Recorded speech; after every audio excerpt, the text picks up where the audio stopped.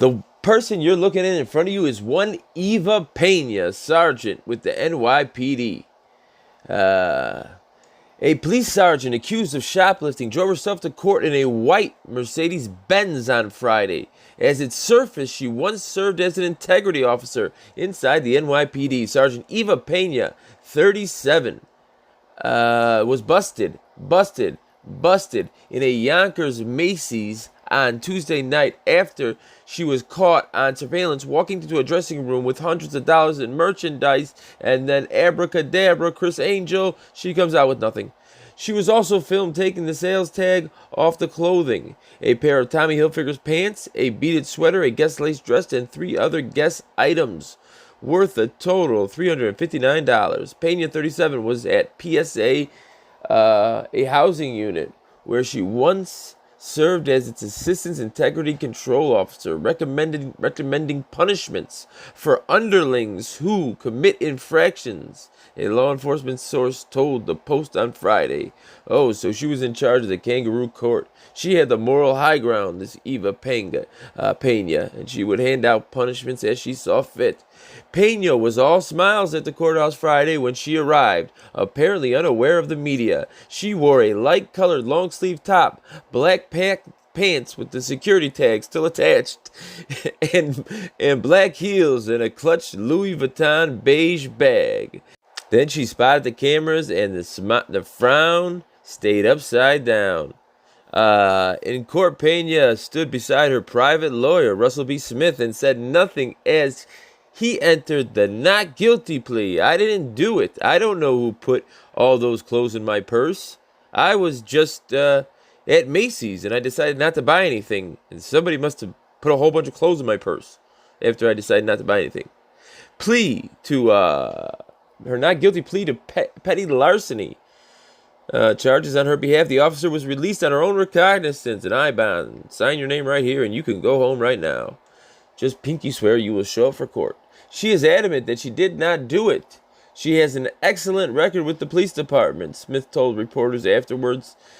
Pena refused to answer questions as she drove off in her Mercedes. Pena, a cop in the Bronx housing, made $107,000 in 2018, according to the nonprofit Empire Center. So there was no shortage of stock footage, stock film, stock pictures for this story. Eva Pena likes to take pictures of herself, even more than she likes to take clothes. Eva Pena. The incident was even more embarrassing for the NYPD as it came to light that recently Pena had posed for a picture with NYPD Commissioner James O'Neill at a police function. Look at my man James O'Neill right there living his best life. Somehow there's a joke with Eddie Johnson and what he did here. I cannot. Look at Officer Pena's hair. Anyways, let's go to this NYPD blog. This is where a lot of police officers come and talk to each other. Let's see what they have to say. So here's the thread. This is Pressure Point Cop commenting on this comment. Little birdie just whispered in my ear. She was, get this, the Assistant Integrity Control Officer. You cannot make this crap up. And then Pressure Point Cop said, that title, Assistant Integrity Control Officer, reminds me of a sergeant in the Bronx precinct about 1995 who got fired and was doing that gig, 43rd Precinct. He borrowed his girlfriend's car, double parked it in the 45th Precinct with the engine running and the keys in the ignition to get a breakfast sandwich in a deli. Comes out and cannot believe someone took the car. In the 45th Precinct, no less. Rather than look like a fool to his girlfriend, he goes into the 45th and says he was carjacked. CompStat just started, but he did not know that such reports were being taken so seriously. He didn't know carjacking was taken seriously, and he was an officer. Bronx robbery called him in to look at photos.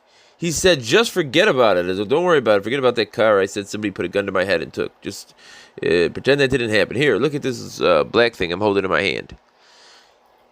Men in Black reference.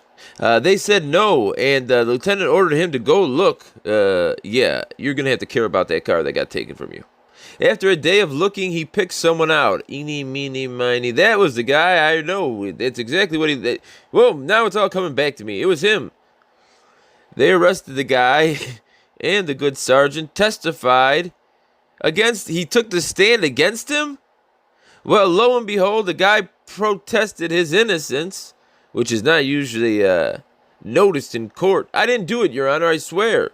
Oh, I never heard that before. So, once you're kind of in the courtroom, it's there's not much you can say to say you didn't do it, because everybody says they don't do it at that point. And sure enough, right before trial, it all came out in the wash. The sergeant somehow beat the Bronx case when they indicted him for perjury, but he lost in the department trial. His verdict came in on New Year's Eve, dismissed.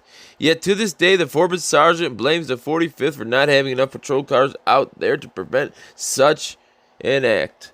Oh yeah, that's right. The first line in the force continuum is presence. Why did they not have enough patrol cars out there to scare away the bad guys?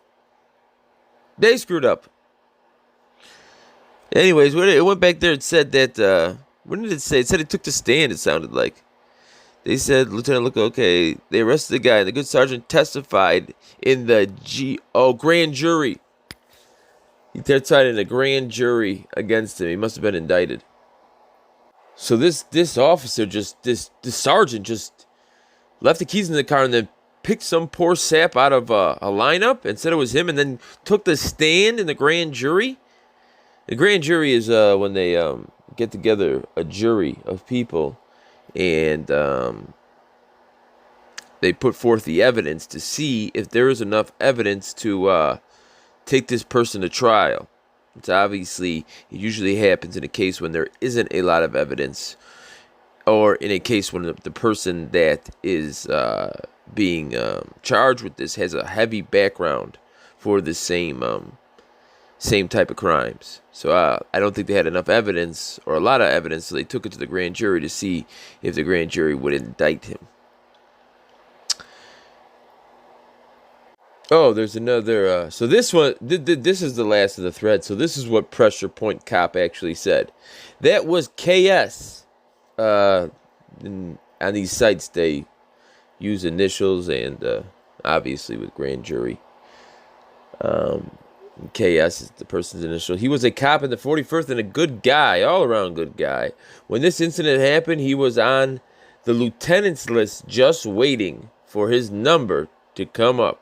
So I guess he was on a list to become a lieutenant to get the promotion. He was just waiting for his turn in line. Unfortunately, he was terminated, and I don't think he ever got over it. Shame. So let's think about this in our head. He went to go get a sandwich, left the keys in the car. They stole the car, and he made up a story about being carjacked.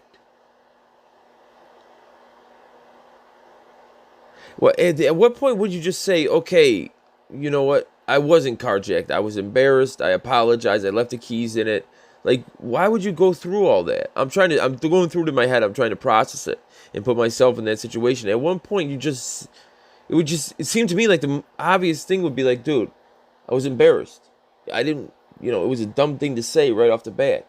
Like, you really went through all this. You picked out somebody you don't even know out of a lineup. You went and put on a suit and a tie and sat down in in front of the grand jury and pointed this person out. I don't know. That seems weird. It seems like it would have been so much easier just to. But yeah, hindsight's 20/20, I guess. I don't know all the facts and exactly what was going on and what was said, and obviously he got in over his head. This thread goes on a little bit more to say that somebody saw this guy at a diner in the middle of the day, and he was inebriated, and somebody else said no, they saw him back at like the reunion for the 45th or 38th or whatever district it was, and he was fine.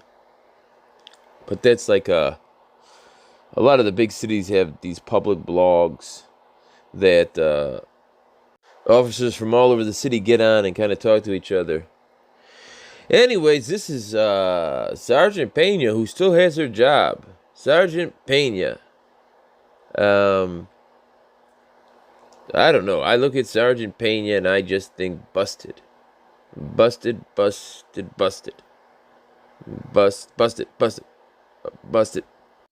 Anyways, hopefully Eddie Johnson doesn't see this story, because I can see him walking down to New York to apply for the job.